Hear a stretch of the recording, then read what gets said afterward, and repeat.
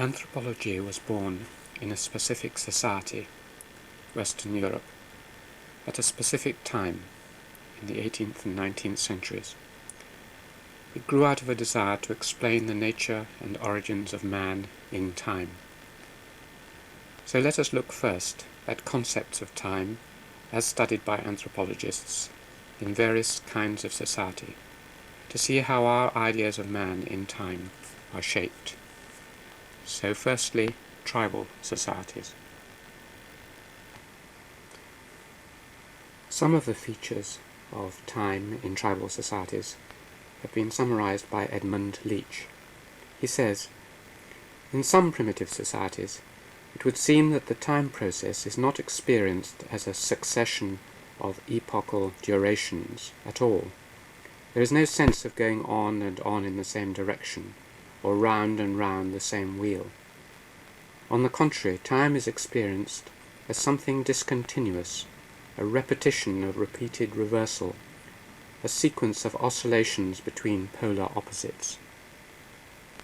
There are oppositions between night and day, winter and summer, drought and flood, age and youth, life and death. In such a scheme the past has no depth to it. All past is equally past.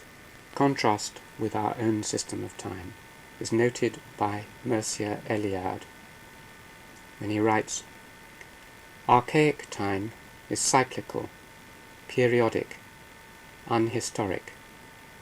Modern time is progressive, historical, continuous, irreversible." This is a Nuer man from the Sudan, photographed in the 1930s by Evans Pritchard, who wrote contrasting the Nuer concepts of time with our own. The Nuer have no expression equivalent to time in our language, and they cannot, therefore, as we can, speak of time as though it were something actual, which passes, can be wasted, can be saved, and so forth.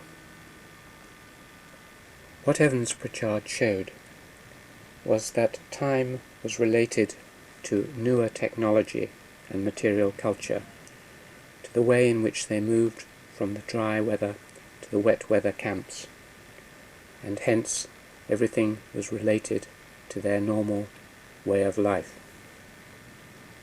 But even more interestingly, he showed how time was related to political and social relationships.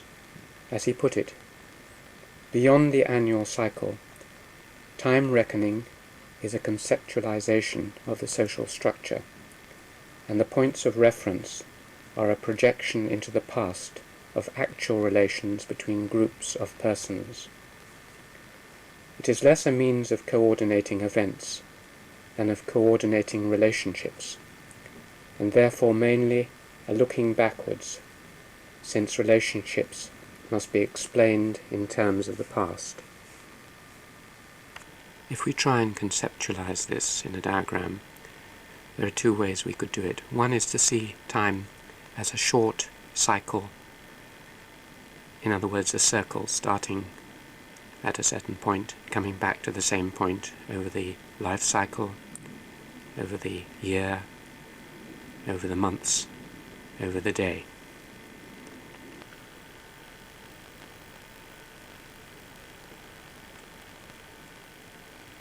Or we can see time as an oscillation, oscillating back and forth over a very short cycle between night and day, summer and winter, life and death, but the periods are very short.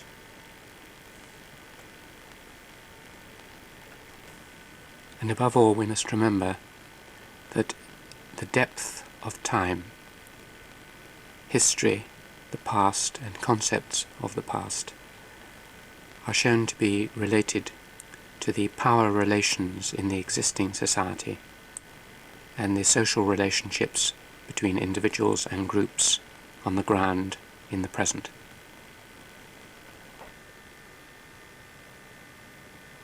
We may now look at the concepts of time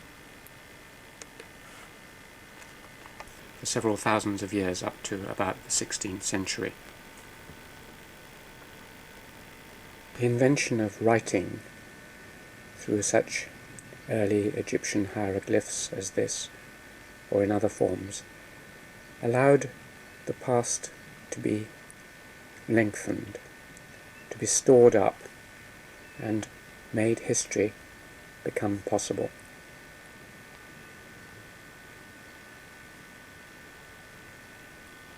With their increasingly sophisticated monetary systems and their great cities and trading empires,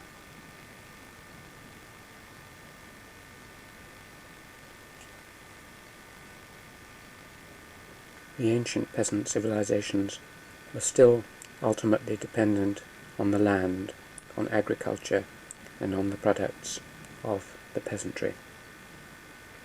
Though the cycles could be longer, it was still based on the rhythms of agriculture, on the winter,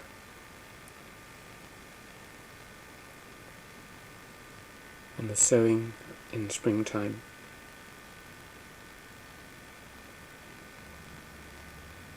and on the harvest later in the year. Time in these civilizations was no longer a matter of months, even a year, but over a long duration, over several centuries, things reverted to what they had been. The metaphor was that of a wheel. History was seen as returning to the past. The wheel of life, the return to the ancient glories of higher civilizations like Greece and Rome, the return of the hero, of Arthur, the second coming of Christ, not only in Western thought, but in Hinduism, Buddhism, and the other great world religions of the Agrarian Civilizations.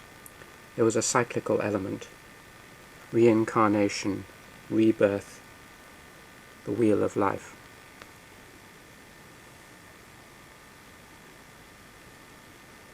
As the Bible put it, that which hath been shall be, and that which hath been done shall be done, and there is no new thing under the sun.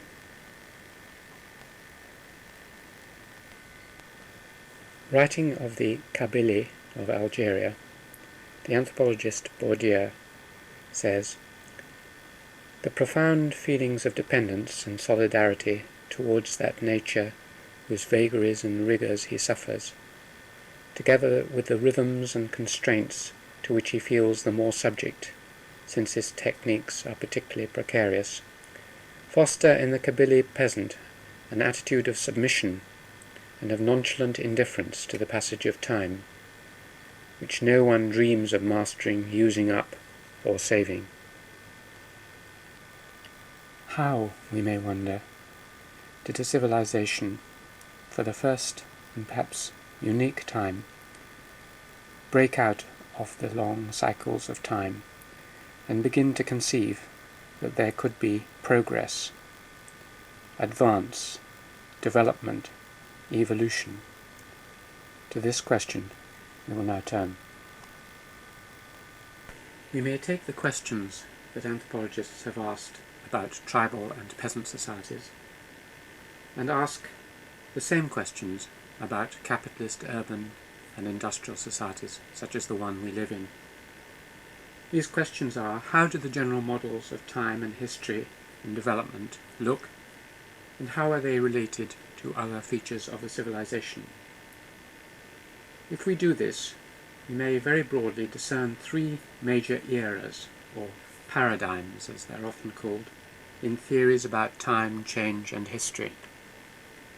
The first phase, lasting from roughly the beginnings of the Renaissance in the middle of the 15th century until the beginnings of the Enlightenment in the middle of the 18th century, is the period of the development of an idea of progress or progressive time, of serial time, of new things to be found.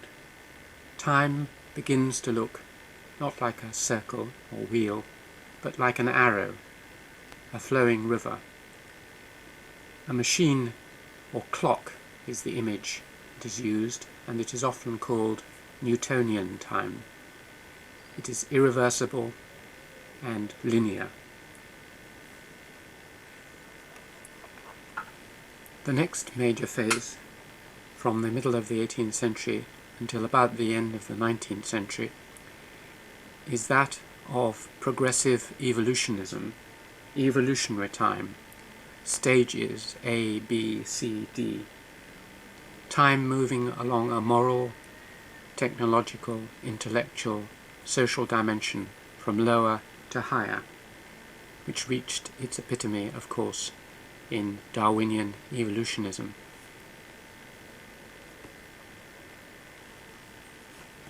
The third phase, lasting roughly from the late 19th century until the present, is the one which we may call the structural or functional stage, in which time is conceived of using geological metaphors of layers, deep structures, surface structures, and also metaphors from machines, parts of a system which all work together.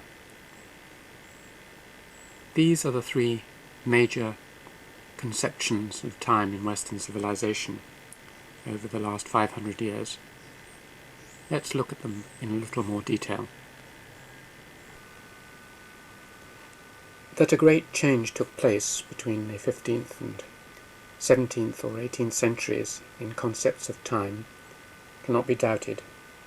As McLuhan put it in the Gutenberg Galaxy, the easy habit of configuration which had lasted through many centuries yields with the Renaissance to continuous, linear, and uniform sequences of time and space and personal relationships.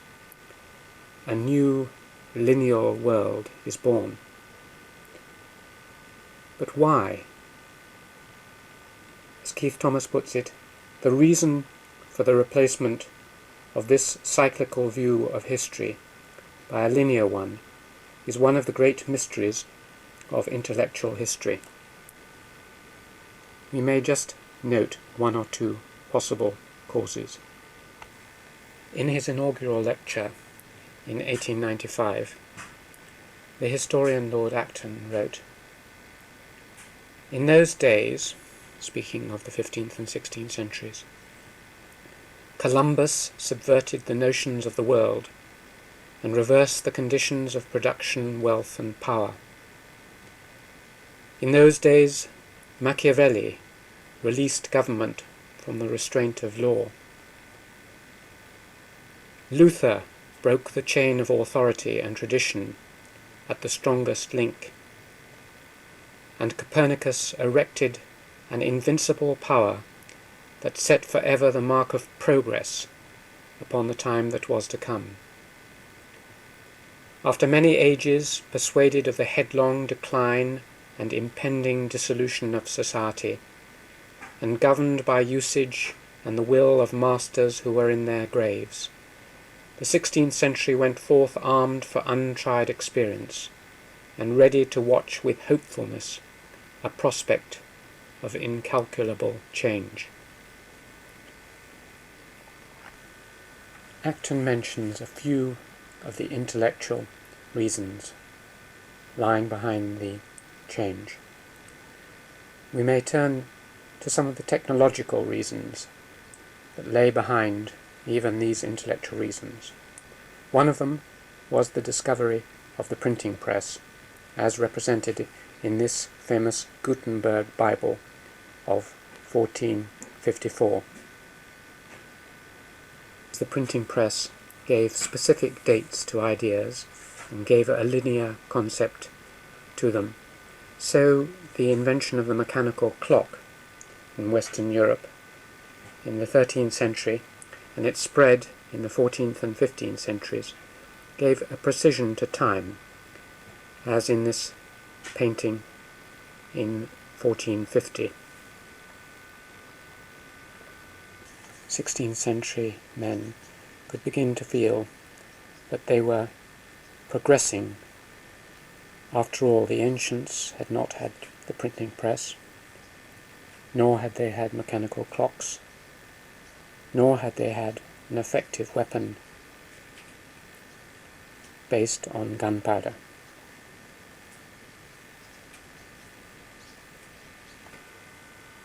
Accurate navigation was markedly improved from the 13th century onwards, partly through the adoption of the mariner's compass, which exploited the magnetic needle, partly through the construction of better maps, and above all, through the construction of better ships.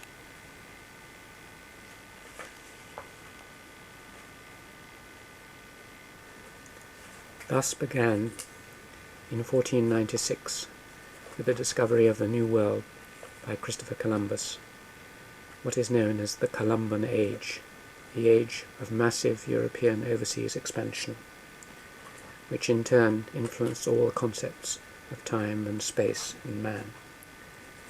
One example of the effect has been noted by the historian J.H. Eliot.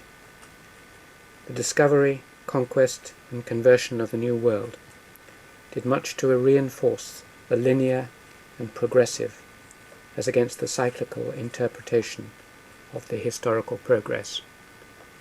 A whole new continent, not envisaged in the Bible, had been discovered. As Joseph Glanville put it in his Vanity of Dogmatizing in the middle of the 17th century, an America of secrets and an unknown Peru of nature lay to be discovered by man. In the period between 1450 and 1700, the area of the known world that is known to the West more than doubled. As the historian Parry puts it, they found vast territories formerly unknown to them, and drew the rough outlines of the world which we know today.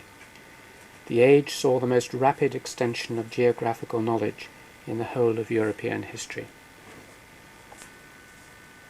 In 1500, the European economies stretched over the Mediterranean into the Baltic, Norway, and through into the Indian Ocean, but they were still very restricted. A little more than 250 years later, by the 1770s, Dorian Brodel puts it, the octopus grip of European trade had extended to cover the whole world. The English, Dutch, Spanish, Portuguese, and French trade networks now covered every continent. From the 16th century onwards, Europeans could begin to feel not only that they were cut off from their past and moving into a new age, but also that there were many different varieties of man, new, unexpected species of animals, plants, and human beings began to emerge. And it's from the 16th century that one can begin to talk about the birth of anthropology. One of the contenders for the post of father of anthropology is Montaigne, the French writer writing in the later 16th century. Say of custom, Montaigne shows that relativism and awareness of variation which is at the heart of anthropology. I am of opinion that no fantasy so mad can fall into humane imagination that meets not with the example of some public custom. The barbarous heathen are nothing more strange to us than we are to them. There are certain people where, except his wife and children, no man speaketh to the king, but through a trunk. Another nation where virgins show their secret parts openly, and married women diligently hide and cover them. Others there are where public brothel houses of men are kept, and where open mart of marriages are ever to be had, where women go to the wars with their husbands, and have place not only in fight, but also in command, where they do not only wear jewels at their noses, in their lip and cheeks, and in their toes, but also big wedges of gold through their paps and buttocks, where when they eat they wipe their fingers on their thighs, on the bladder of their genitories and the soles of their feet, where not children but brethren and nephews inherit, where husbands may lawfully sell their wives if they be barren, where they cause dead bodies first to be boiled and then to be brayed in a mortar, where both men and women are equally circumcised and alike baptized, where men may lawfully get their mothers with child, where fathers may lie with their daughters and with their sons. In some places men feed upon humane flesh. Hence each people, Montaigne realized, thought their own customs reasonable. The laws of conscience, which we say to proceed from nature, rise and proceed of custom, every man holding in special regard and inward veneration the opinions approved and customs received about him, cannot without remorse leave them. Verily, because we suck them with the milk of our birth, and forasmuch as the world's visage presents itself in that estate unto our first view, it seemeth we are born with a condition to follow that course. Whereupon it followeth, that whatsoever is beyond the compass of custom, we deem likewise to be beyond the compass of reason. God knows how far, for the most part, unreasonably. Another theme in Montaigne is his savage attack on the brutality of the expanding capitalist world. Writing of the conquest of Mexico, he said that the natives might have been treated with kindness and fairness, but, on the contrary, we took advantage of their ignorance and inexperience to bend them more easily to treachery, luxury, avarice, and to every kind of inhumanity and cruelty, by the pattern and example of our manners. Who ever set so high a value on the utility of trade and commerce? So many cities razed to the ground, so many nations exterminated, so many millions of people put to the edge of the sword, and the richest and most beautiful part of the earth turned upside down for a traffic in pearls and pepper. Wretched machine-made victories. His work, like that of many later anthropologists, was based on the detailed observations made by people in the field. And so we begin the long tradition of intricate, intensive field work. An early example of this is the work by Pierre Lafitau, the Jesuit, whose customs of the savage Americans compared to the customs of early times was published in 1724.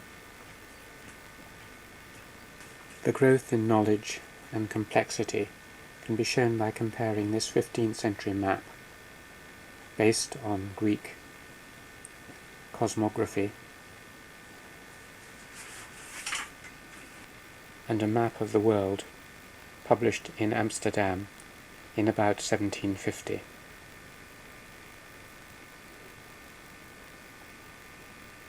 An attempt to synthesize the knowledge of that world of the mid-18th century was made by Montesquieu in his great Spirit of the Laws, published in 1748, which in its comparative survey of different civilizations is often claimed to be the first great work of comparative anthropology.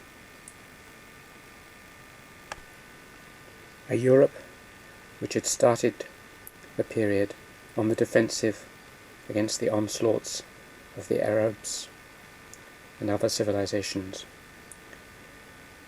technologically, intellectually, and in many ways inferior, still lying under the shadow of the Black Death and Plague. By the mid-18th century was a civilization of elegance and widely distributed wealth, of great technological power and sophistication, poised to conquer the rest of the world. The age of progressivism, of the linear view of time, was beginning to change into the age of evolutionary time, the age of exploration to the age of imperialism. And the pivotal figure here was Captain James Cook, who made his first voyage into the Pacific in 1768. Modern social theory, that is sociology, economics, anthropology, archaeology, psychology, history, was born mainly in two periods, in two tremendous bursts of creative thought, which occurred in the end or latter half of the 18th century and in the second half of the 19th century. In France, the age-old traditions of the Ancien Régime seem to be giving way to a new world of hope and progress, of rationality, of a utopian vision of a new world being born. This was found and expressed in the works of, for example, Rousseau in his Social Contract of 1762, and in the work of the great philosophers such as Voltaire and Condorcet. In 1746, another tribal society was smashed by the growing power of capitalism, but this time not in Asia or America, but in Scotland. Out of the reverberations of that clash of cultures, on the fault line between age-old clan systems and the new civilization of the South, there emerged the great Scottish philosophers, many of them the forerunners of modern anthropology. Sketches of the History of Mankind was published in 1774 by Henry Home Lord Kames. Published originally in 1771, John Miller's The Origin of the Distinction of Ranks was described by the great sociologist Werner Sombart as follows. To his ideas, the 19th century was unable to add anything but details. One must admit that Miller's formulation of the economic theory of society is superior to Marx's in completeness and clarity. In the words of the anthropologist Evans Pritchard, Adam Ferguson's essay on the history of civil society, published in 1767, had a strongly developed notion of unilinear social development, stages through which all societies pass and which can be reconstructed by use of what later became known as the comparative method. In 1776 was published An Inquiry into the Nature and Causes of the Wealth of Nations by Adam Smith, the founding book of modern economics, but also by an author whose contributions to moral philosophy and sociology and anthropology were very considerable.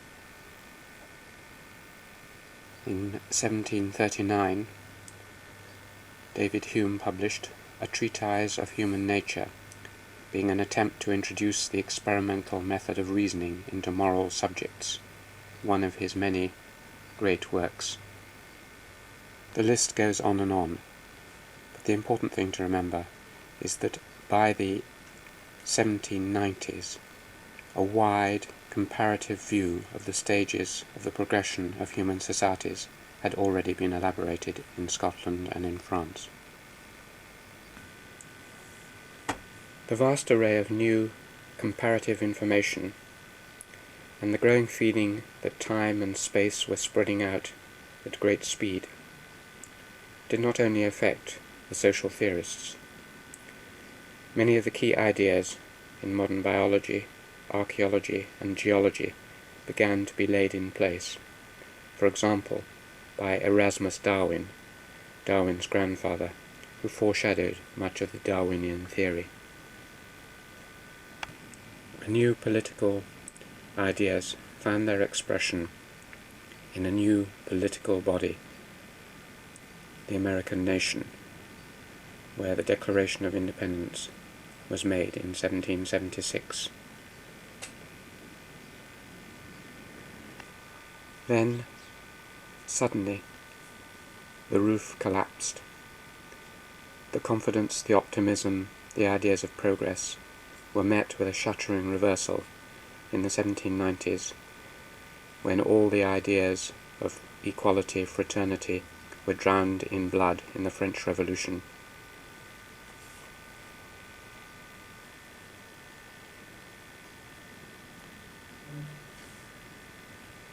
The second shock was the rapid rise of population and the growth of vast, sprawling cities belching smoke. Disease, poverty, over.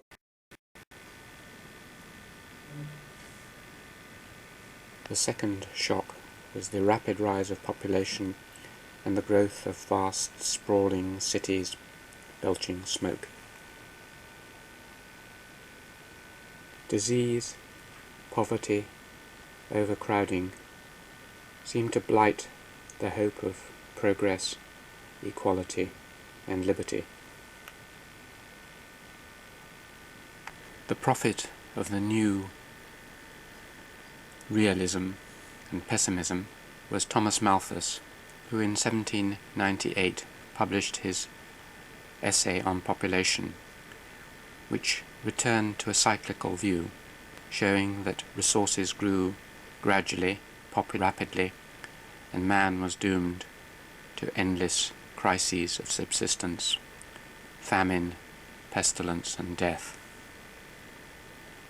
Strangely, it was Malthus who provided a direct link with the new, optimistic, progressive evolutionism that dominated the century in the period between about 1830 and 1890.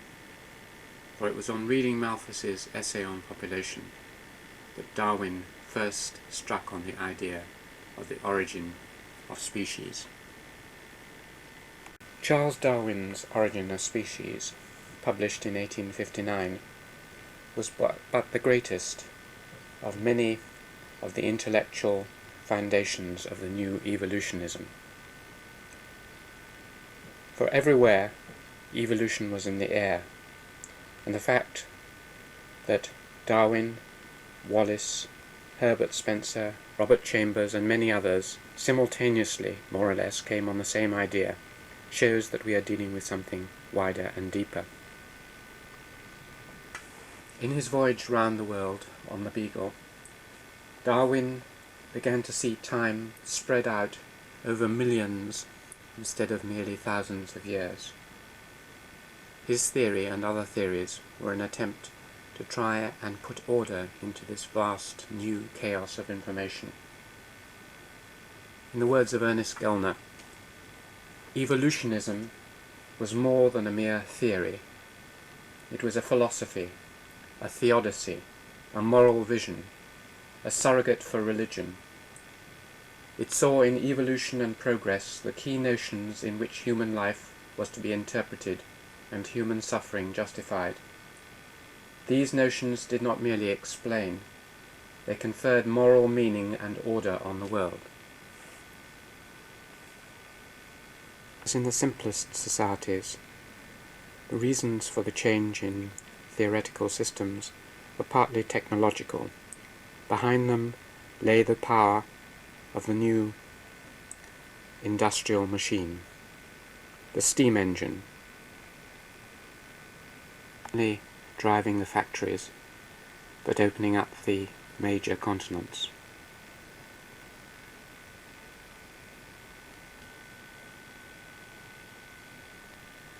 And the waterways of the world, and the weapons of destruction, for example, the Maxim, the first truly automatic machine gun, or the Gatling, perfected in 1862,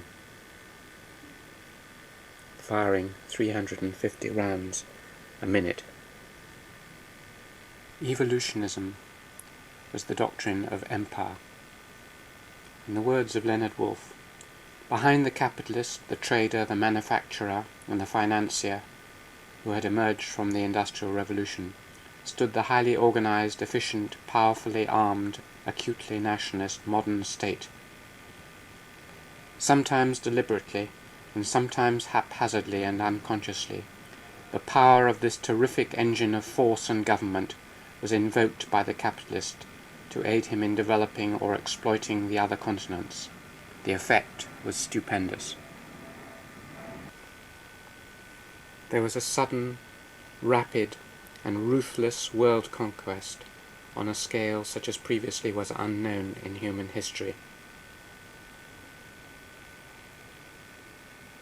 Between 1815 and 1914, practically the whole of the continents of Asia, Africa, and Australia, with all the islands of the seven seas, was subjected, directly or indirectly, to the power of the European state. In no other period of the world's history has there been such a vast revolution as this conquest of Asia and Africa by Europe in less than 100 years. The evolutionary framework which went with imperialism and conquest can be found in all the social sciences. For instance, in sociology, in the work of Auguste Comte, in his course of positive philosophy, published between 1830 and 42, he divided the stages of thought into the theological stage, the metaphysical stage, and the stage of positivistic knowledge. In his Communist Manifesto of 1848, Marx began the works which were to develop his theory of the four stages of humankind: ancient societies, feudal societies, capitalist societies, and socialist societies. In his System of Synthetic Philosophy, published in many volumes from 1862 onwards, Herbert Spencer based his theory on three main stages of communal, blood-based societies, militaristic societies, and finally, industrial societies. It was this same period, roughly between 1840 and 1870, that saw the birth of modern archaeology, and this birth was again based on stages. The invention of the three-age system in archaeology was made by Scandinavian historians and archaeologists such as Wersai, who put forward the theory of the Stone, Bronze and Iron Ages. Or as Nielsen put it in a work published over the years to 1843 and republished in 1868, every nation has had or has 4 stages to pass through before attaining its highest social development. It shows itself either as savage, as nomad, as agriculturalist, or as possessing a written language and coined money, and labour distributed among the various members of society. And finally, Sir John Lubbock, later Lord Avebury, in his Prehistoric Times of 1865, drew on ancient remains and ethnography as well as archaeology to put forward the 4-stage theory. That is to say, the Paleolithic, the term he coined, the Neolithic, the Bronze, and the Iron Ages. This is also the period of the founding fathers of modern anthropology. One of these was Lewis Henry Morgan, whose title for his work, Ancient Society, shows the evolutionary phases. The subtitle is, or Researches in the Lines of Human Progress, from Savagery through Barbarism to Civilization. Each of these phases was themselves broken into sub-phases. So savagery was lower savagery, middle savagery, upper savagery. Barbarism was lower, middle, and upper. and civilization was civilization. Another founding father was Sir Henry Maine, who in his work Ancient Law, published in 1861, described how the progress of societies was from status to contract, that is, from inherited blood relationships of kinship to modern territorial governments. The third founding father was Edward Tyler. His evolutionary views can be seen in the subtitle of his work, Primitive Culture, published in 1871, namely, researches into the development of mythology, philosophy, religion, language, art, and custom. Numerous anthropologists in the 19th century put forward theories to account for the origin and development of the races of man, usually within an evolutionary framework. The man who coined the word Paleolithic also wrote a best-selling textbook on anthropology, The Origin of Civilization and the Primitive Condition of Man, in 1870, by John Lubbock, Lord Avebury, who incidentally invented the bank holiday. But he also wrote this textbook, which summarizes much of what was then current in anthropology. The movement of progress was like a walk up a ladder. Thus, societies would move from savagery to civilization, and Lubbock outlined the specific paths which they took. There was the movement from the Paleolithic to the Iron Age, the movement from the tribe or the horde to the modern nuclear family,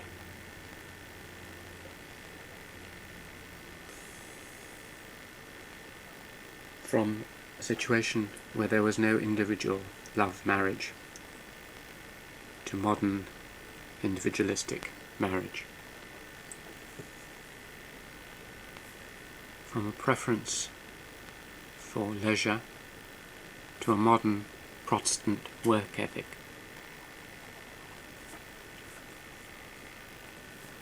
from primitive communalism to modern private individual property.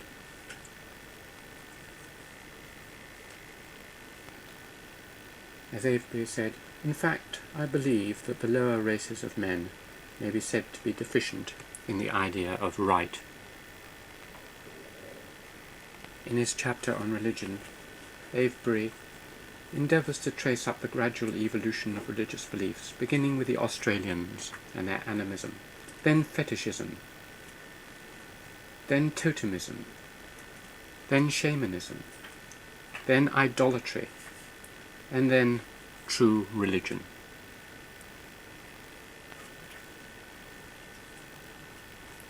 Nor is there any more striking proof of the low mental condition of many savage races than the undoubted fact that they are unable to count their own fingers, even of one hand. Moreover, those savages always have a reason, such as it is, for what they do and what they believe. Their reasons are often very absurd.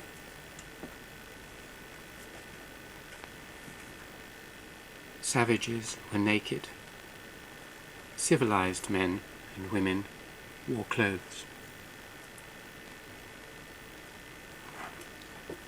Again, savages are rarely ill. Their sufferings generally arise from wounds. Their deaths are generally violent.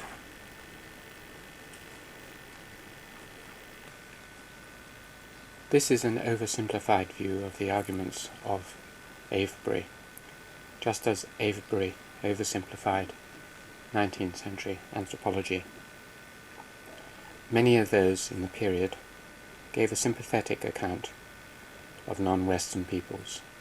For example, George Catlin in his paintings of the American Indian. But in any case, the whole paradigm of evolutionary growth would soon be challenged, and a new one would emerge. The forces within the imperial phase were already on the wane.